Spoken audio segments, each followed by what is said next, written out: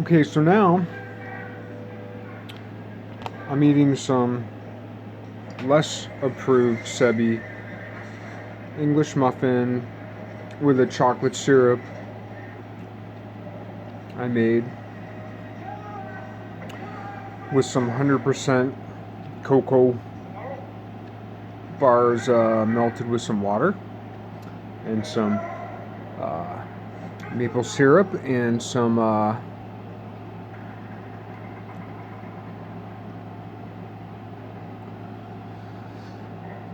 coconut oil and just a little bit of cinnamon.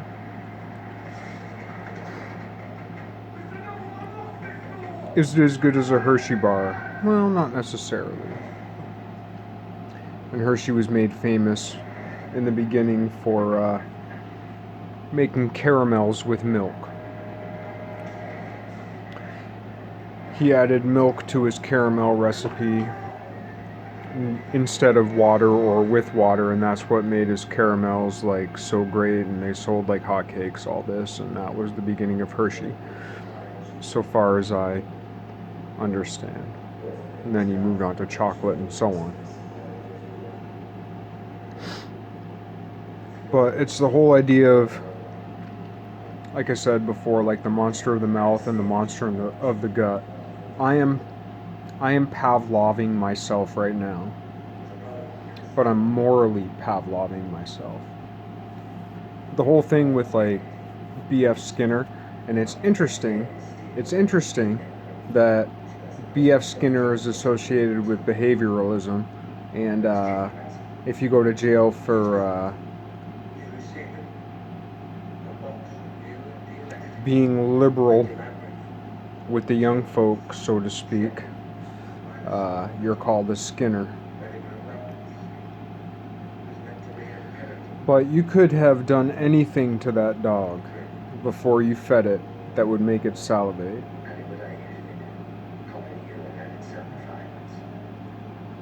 As far as behavioralism goes, like it's you ring the bell, the dog salivates. But dogs don't eat bells. That's a perversion. That's black magic. That's black magic. Black magic is a certain type of science. But there are quote unquote quantum effects, quote unquote quantum entanglement effects, quote unquote vril energy effects. Right? So we can explain it with science and all this. It's taught in fucking universities. It's black magic, man. Because it's amoral. If you did the same thing in another way, it might be white magic. Similarly, you could train a dog that every time it picked up a drowning mouse out of the water, it salivates.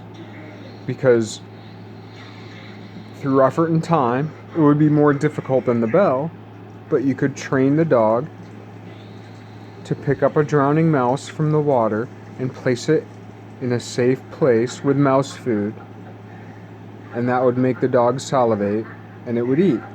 That would be, in a sense, white magic. It would still be manipulative, but there'd be a kinder outcome. That's all related back to the Serengeti effect.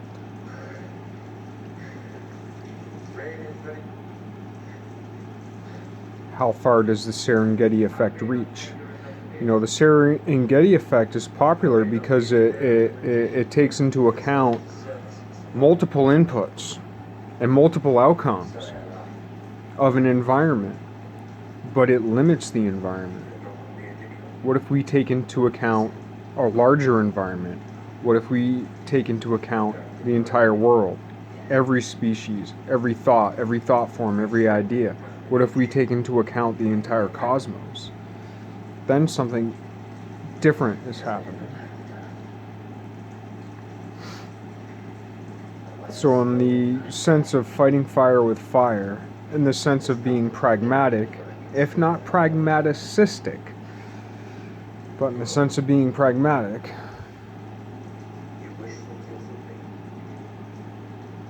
I have a problem with my taste buds. I have a problem with my gut. I used to be fat, you know? But even ever since I've been skinny and I can't put on weight now, I probably weigh 140 pounds. I used to weigh 225, but I didn't diet my way down. Things changed. But anyway, now I can't gain weight. A lot of times can't poop. Remember, I was listening to Francis Bacon, essays of Francis Bacon, and he was talking about back in his time, most people died of stoppage, I think he said. It might have been another word, but it was something similar to stoppage, which I interpreted as can't poop. But back in his day, most people died from not pooping. And I wonder if the same thing could be said of today. Misrepresented, you know? But so far as like behavioralism goes,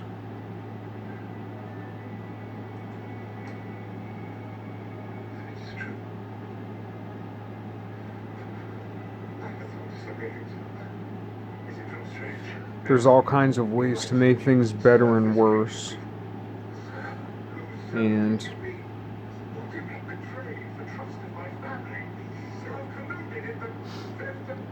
dogs don't eat bells. I mean, once again, on NPR, I have mentioned this before, but on NPR, not very long ago, I heard, and I also heard it on some of the conspiracy stuff, but I heard it on NPR also, about some sort of therapy where if young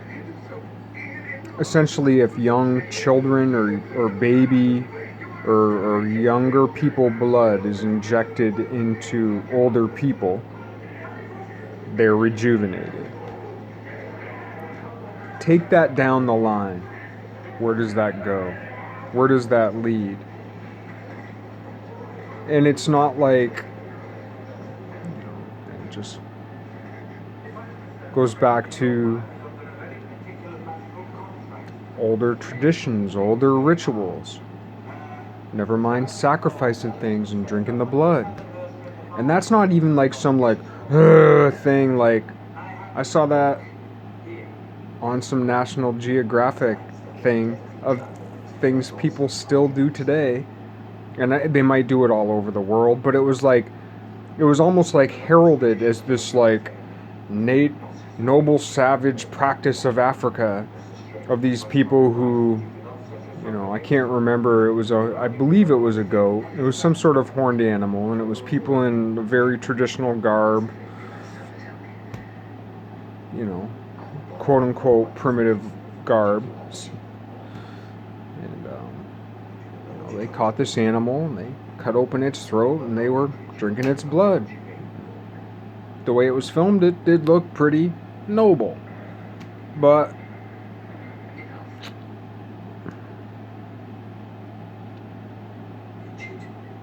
is it moral? What microbiota does that feed? And if everything is quantum entangled, what is the thought form that is the governing nexus? What is the thought form that microbiota washes over in the same way our molecules wash, or in a similar way our molecules wash over our human form? We trade out our molecules regularly over days, months, years, and so on, which is the way in which matter is washing over this form. We have a form that matter washes over.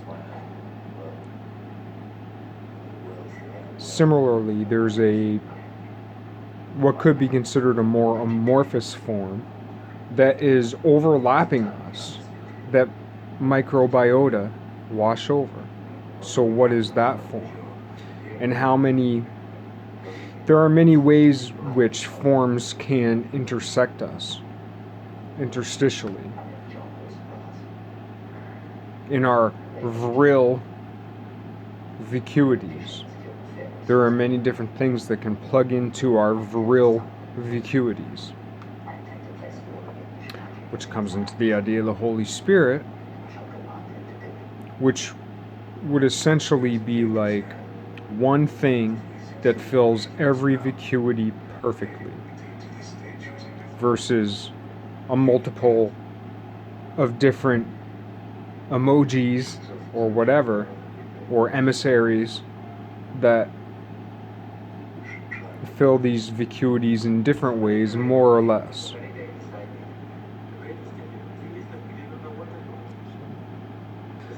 Anyway, but the moral of this story, not that it's very moral, but it is less worse, is that this is not perfect, but it's better than a Reese's Pieces. And there are possibly things that are better for us physically, more immediately, or at a shorter term, even if that short term is like 10 years, 20 years, 30 years. But that is worse for the cosmos. And if we don't fill those vril vacuities with the totality that corresponds to our vacuity, wholly, WH holy, and holy, but wholly WH holy, if we don't do that, then we don't win. We can extend our form of less losing, which seems like winning, but it's not. So that's the moral of the story.